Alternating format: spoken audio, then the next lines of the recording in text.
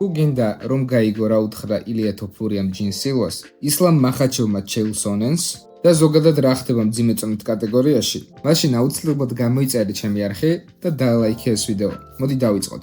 ისლამ მახაჩევი და ჩეილ სონენი. ისლამ მახაჩევმა უპასუხა ჩეილ სონენს, რომელმაც თქვა, რომ ისლამ იმიტომ ავიდა ზედაწონაში, რომ ილია თოფურიასთან ბრძოლა არ უნდოდა. მახაჩევმა ასე უპასუხა: ხალხი ზოგჯერ მხოლოდ პოპულარულობას და ფულს დასდევს. მე კი ამ სპორტში დიდ დებაზე ვფიქრობ. ჩაელი კი ჩვეულებრივი იმ ერთ-ერთი მებრძოლთაგანია, რომელიც მწვერვალში მხოლოდ ლაპარაკით ავიდა. იმისთვის რომ გაიგო დიდებისთვის სვლა სწორედ როგორ ხდება, უნდა უყურო და ნახო სხვები როგორ იქცევიან. ჰელსონენმაც პასუხი არ დააყოვნა. მითხარი, როცა პარტერში წოლით და უინტერესო ბრძოლით დაიღლები. შენზე დიდ სანახაობას სხვა ორღობის მებრძოლებიც აწყობენ. შენს მეგობრებსაც ვეხმარებოდი პოპულარულობის მოპოვებაში და ასევე შენს ირლანდიელ ძმაკაცს. ასე რომ ჩემი ყურადღების მიქცევას მიცდილობ შენი ყალბი საუბრებით. შენი კერპებით ჩემით გახდნენ ცნობილები. ვოლკანოვსკი იაირ როდრიგესი 2. არაოფიციალურად, მაგრამ სავარაუდოდ UFC 320-ზე 14 სექტემბერს ჩატარდება მეორე ბრძოლა იაირ როდრიგესსა და ალექს ვოლკანოვსკის შორის. უბრალოდ შეგახსენებთ სტატისტიკას. ვოლკანოვსკის 27 მოგება და 4 მარცხი აქვს. იაირს კი 20 მოგება და 5 მარცხი. მოსარევლოვი ამ ყველაფრის შემდეგ აბუ-დაბიზე საუბრობს და სოციალურ ქსელში წერს: თუ შენ ხარ UFC-ს მებრძოლი და თვლი რომ საუკეთესო ხარ, მაშინ ყველა იმ ბრძოლაში უნდა მიიღო მონაწილეობა, რომელსაც შემოგთავაზებენ. რისკიანია ეს თუ არა? შევხვდებით აბუ-დაბიში, ივლისში. ალექს, მადლობა რომ სცადი ჩემთან ბრძოლა. შენ სექტემბერში იბრძვი, მე ივლისში. იმედია ორივე მოვიგებთ და დეკემბერში ერთმანეთის წინააღმდეგ ვიბრძოლებთ. მერაბ დვალიშვილის მთავარმა მწვრთნელმა ჯონ ვუდმა ასე თქვა, რომ ძალიან ცოტა დააკლდა, რომ მერაბ დვალიშვილი ბრძოლაზე არ გაეშვა. საუბრობს უმარ ნურმაგომედოვთან ბრძოლაზე. მას ღია ჭრილობა ჰქონდა და სტაფილოკოკის ინფექცია. ძალიან ძლიერ წამლებს იღებდა. მე რომ მის ადგილზე ყოფილიყავი, საერთოდ ვერ ვიბრძოლებდიო. იმ დღეს მართლა ვაპირებდი მის მოხსნას, მაგრამ არ მოხსენი და ეს არც არავისთვის მithქვამს. ნეით დიაზის ჩხუბი ტაილანდში. YouTube-ზე გამოქვეყნებულ ვიდეოში ჯეიკ შილცი ყვება, თუ როგორც უნდა წაიმართა ყველაფერი ტაილანდში ალფ რეალიტი შოუს დროს.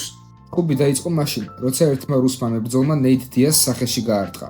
დიასმა მაშინვე დაუბრუნა პასუხი. მერე მისი გუნდის წევრებიც ჩაერთვნენ. ყველაფერი გადაიზარდა დიდ ჩხუბში. შემდეგ ეს რუსი მებრძოლი არ გაუშვეს შოუდან და ისევ ოთახში დააბრუნეს. კიდევ ერთი ჩხუბი დაიწყო. ჯეიკ შილცმა სცადა სიტუაციისგან მოხვწვა, მაგრამ რამოდენიმე ადამიანმა ზურგიდან უკან გაათრია. ის ფიქრობს, რომ ეს პერსონალი იყო და არა მებრძოლები. ამის მერე დიაზმა მთელი გუნდით დატოვა შოუ და კალიფორნიაში დაბრუნდა. შოუს წამყვანმა ალფრედომ განაცხადა: ნეიტი არანაირი განგსტერი არაა. ხუბის დროს გაიქცა და ბოთლი ისროლა. ზუსტად ისე, როგორც მაშინ ხაბიბს გაუკეთა. ვოლკანოვსკის ქანდაკება და გასაღები. ვოლკანოვსკი ამბობს, ეს ნამდვილია? ხატვარმა უნდა გამოასწოროს. ძალიან უცნაურია.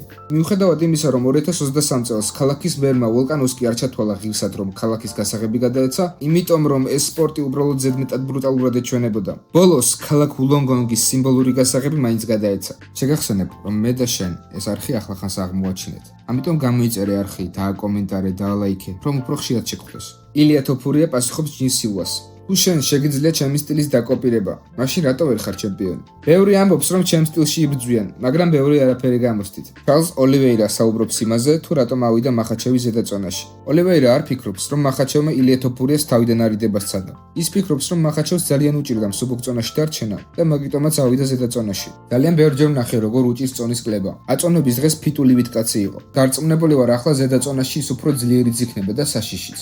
მახაჩევს ძალიან ძლიერი დგომი აქვს და ჭიდაობაც. ამიტომ ძალიან კარგი ბრძოლა იქნება. მის მოწინააღმდეგეს ჯეგდელა მადალინა სტანში დარტყმები და ძალიან ბევრი მოძრაობა უყვარს. ჩემპიონი რომ იყო, უნდა იბრძოლოს საუკეთესოებთან. შეგახსენებთ, რომ ახლა მსუბუქ წონაში 28 ივნისს UFC 317-ზე, რომელიც ლას-ვეგასში გაიმართება, ილია თოფურია და ჩარლზ ოლივეირა იბრძოლებენ ვაკანტური ტიტულისთვის. კლიმენტ კლუბის და ძმები თოფურიას განშორება. ხორხე და აუგუსტო კლიმენტებმა, რომლებმაც ილია თოფურია ბავშვობიდან გაწვრთნეს, თქვეს, რომ ურთიერთობა მშვიდობიანად დასრულდა. ჩვენ ვამაყობთ ილიას მიღწევებით და ერთმანეთს წარმატებას უსურვებთ. უბრალოდ ახლა მისი კარიერის ეტაპი შეიცვალა. თოფურიამ საცხოვრებლად მადრიდში გადაინაცვლა და რადგან ძმები კლიმენტების კლუბი ალიკანტეშია, მათ ერთად მუშაობა აღარ შეეძლოთ. ძმებმა კლიმენტებმა თქვეს, ამ დონის სპორტსმენს გუნდის გვერდზე დგომა მუდმივად სჭირდება. ჩვენ გვჯერა, რომ ილია განაგრძობს გამარჯვებას და დარჩება დაუმარცხებელი. ჩვენც. ჯონ ჯონსის კარიერა, ტომას პინალი და მძიმე წონითი დივიზიონი. ჯონ ჯონსი ამბობს, არ ვიცი პენსიაზე ვარ თუ არა. მგონია, რომ შემიძლია ნებისმიერ დროს დაუბრუნდე. ამ წამს ცხოვრებით ვტკბები. ტომას პინალი კი ამბობს, რომ მას ლოდინი მენტალურად კლავს. ტრავმა რომ მქონდა რეაბილიტაციისთვის 1 წელი დამჭირდა. ის დრო რთული იყო, მაგრამ ახლა თითქმის 1 წელი არაფერი ხდება. უბრალოდ ველოდები ჯონ ჯონსს. ეს მოლოდინი ფსიქოლოგიურად უფრო რთულია, ვიდრე თვითონ ტრავმა. ბრძოლა ჯონსთან მნიშვნელოვანია, მაგრამ ლოდინი ძალიან ძნელია. თითქმის 1 წელია არაფერს ვაკეთებ და არც ვიცი როდის ვიბრძოლებ. ფსიქოლოგიურად ეს ყველასთვის ძალიან რთულია. ალექსანდრ ვოლკოვიც ამბობს, რომ მძიმე წონაში ყველაფერი გაჩერდა ჯონ ჯონსის გამო. სხვა წონებში ტიტულისთვის ბრძოლები მიდის, ჩვენ კი უბრალოდ ჯონს ველოდებით. ჯონი უბრალოდ თავისი პოზიციით სარგებლობს. UFC მას ყველაფერს აძლევს, რაც უნდა. მე რომ მის ადგილზე ყოფილიყავი, მეც მასე მოიქცეოდი. ამბობს ალექსანდრ ვოლკოვი. პრობლემა ჯონსი არ არის, არამედ UFC, რომელიც მას ყველაფერს პატიობს. ამიტომ ყველანი მის მოლოდინში ვართ. ფანებმა პეტიცია შექმნეს, რათა ჯონს ტიტული ჩამოერთვას. ამ პეტიციას უკვე 10,000 მეტი ხმა აქვს. ხელი სადნა მოვაწეროთ. UFC-ს ერთ-ერთმა კომენტატორმა კი ეს სიტუაცია ასე შეაფასა. ჯონ ჯონსი ერთ-ერთი ყველაზე ცივი გონების პატრონია. მან ყოველთვის ზუსტად იცოდა როგორ უნდა ებრძოლა, როგორ უნდა შეეშინებინა მოწინააღმდეგე ფსიქოლოგიურად. თავისი კარიერა ისე დაასრულა, რომ არანაირი შეცდომა არ დაუშვია. ბევრი ამბობს, რომ ჯორჯ სენტ-პიერი ლეგენდაა, მაგრამ ჯონსმა უფრო რთული გზითი არა და ბევრად უფრო ძლიერი შთაბეჭდილებაც დატოვა. გამოიწერეთ ჩვენი არხი და დალაიქე ეს ვიდეო, რათა უფრო მეტი ვიდეო გავაკეთოთ. დღეისათვის კი სულ ეს იყო. მადლობა რომ შენი ძვირფასი დრო დამითმე.